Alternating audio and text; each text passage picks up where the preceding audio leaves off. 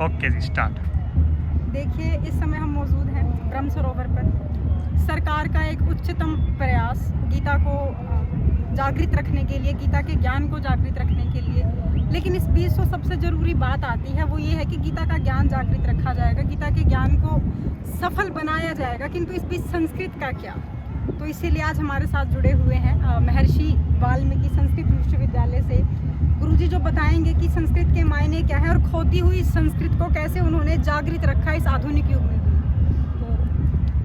आज जो हमारी संस्कृति है, संस्कृति बहुत ही लुप्त होती जा रही है। तो संस्कृति लुप्त होने के कारण आप लोग ये आजकल की घटनाएं देख भी रहे हैं कि बहुत ही ह्रास होता जा रहा है हमारी संस्कृति का।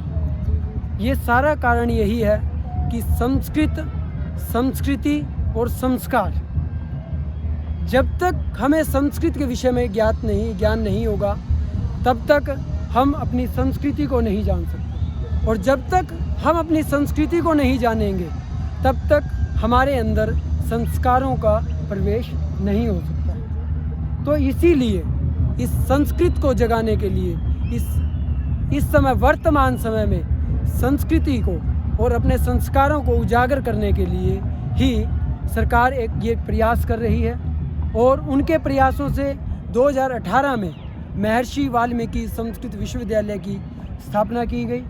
वहाँ पर मुंदड़ी में लव कुश तीर्थ पर इसका उद्घाटन हुआ, और आज वर्तमान समय में डॉक्टर भीमराव अंबेडकर कॉलेज जो जगदीशपुरा कैथल में चला हुआ है, वहीं पर इसका परिसर भी चल रहा है। तो संस्कृत हमारे अंदर होनी चाहिए, और संस्कृत के बिना ही हम गीता को या अपने ज्ञान को उजागर नहीं कर पाते। देखिए, जैसे हमने अभी देखा कि आप अपनी गायकी मंडली के साथ आए हुए थे, और उसमें अभी कुछ मेरे ही हम उम्र के बच्चे थे, मुझे संस्कृत समझ भी नहीं आती, और वो लोग संस्कृत में गा रहे थे, बजा रहे थे, तो इतनी धैर्यता से, इतनी पराकाष्ठा से गा रहे थे कि परिलक्षित हो रहा था उनके भावनाओं से, उनके वचनों से। इन बच्चों ने जो ये प्रयास किया है बहुत ही अल्प समय में, बिल्कुल। और बहुत ही अल्प समय के साथ में अपना बहुत कीमती समय दे करके, रात को जाग करके इन्होंने अपना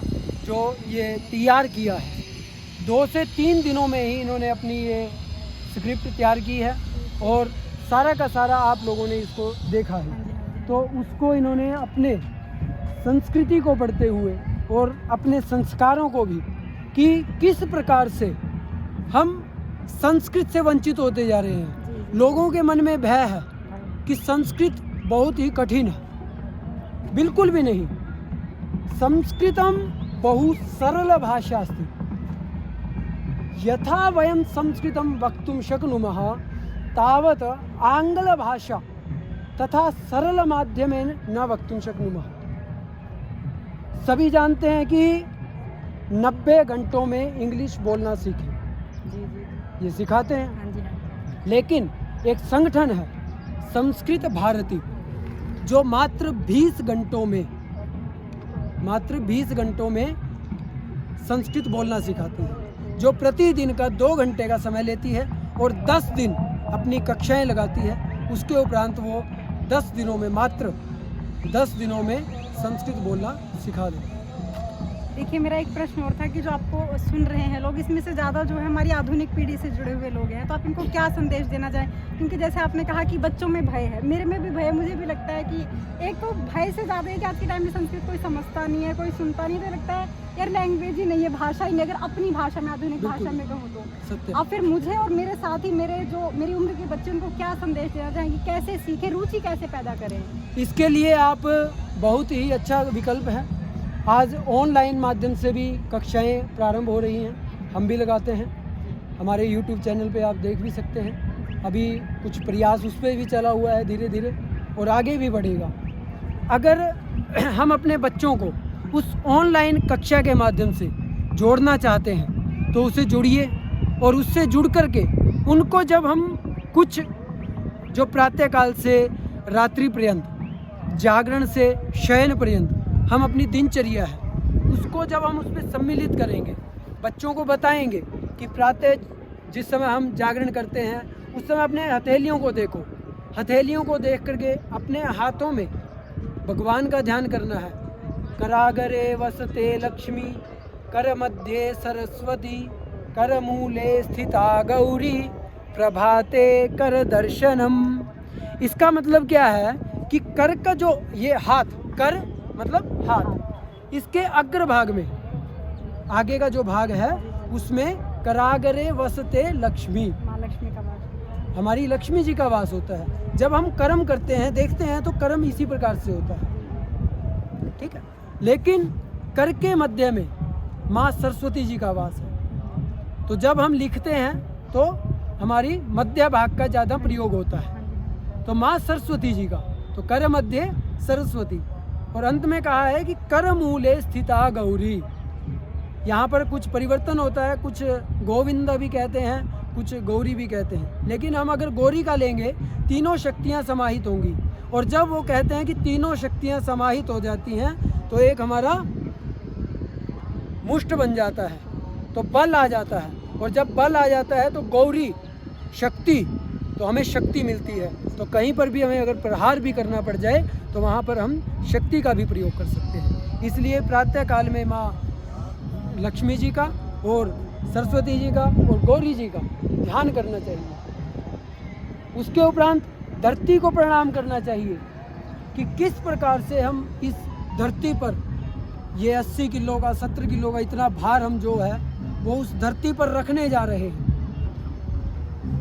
उस धरती पर रखने जा रहे हैं। तो वो धरती है, वो माँ है, हम उसको माँ मानते हैं। तो उस धरती माँ पर किस प्रकार से हम अपना वजन रखें, तो उससे क्षमा प्रार्थना करनी है। हे माँ, मैं अपना ये शरीर आपके ऊपर रखने जा रहा हूँ, तो कृपा करके आप मुझे उसके लिए क्षमा करें।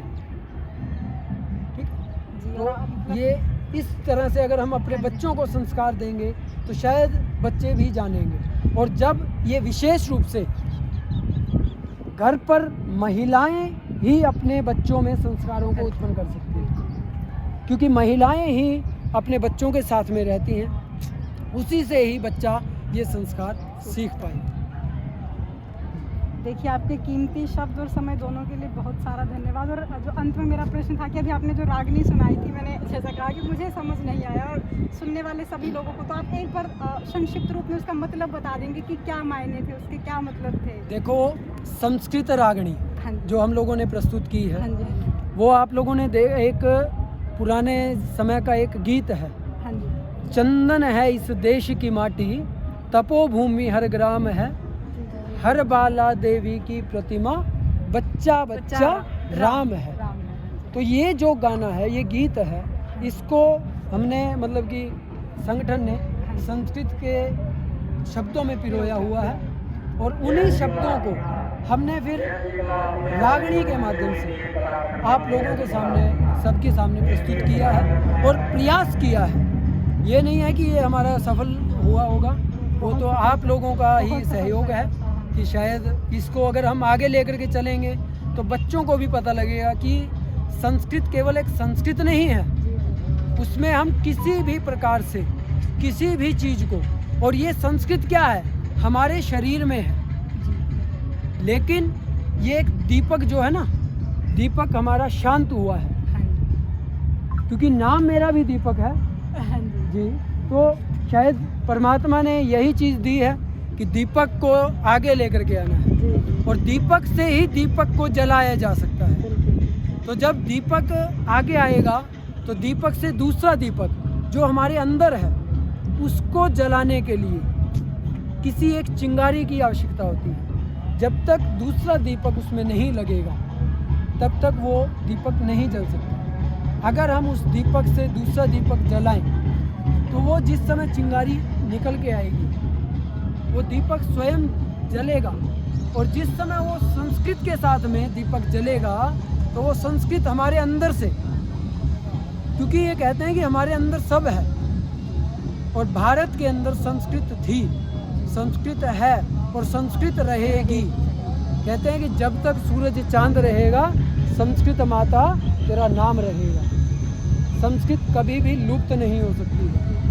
संस्कृत हर समय, हर जगह पर अपने साथ में रहेंगे। आप लोग कहीं पर भी चले जाएं, रेलवे स्थान पर चले जाएं, बस स्टैंड पर चले जाएं, कहीं पर भी जाएंगे तो वहाँ पर आपको संस्कृत के, और ये तो कुरुक्षेत्र का स्थान है, ठीक है, 48 कोस की भूमि है, हर जगह पर आपको जगह जगह पर श्रीमद् भगवद गीता के श्लोकों का वो मिल जाएगा आपको उल्लेख।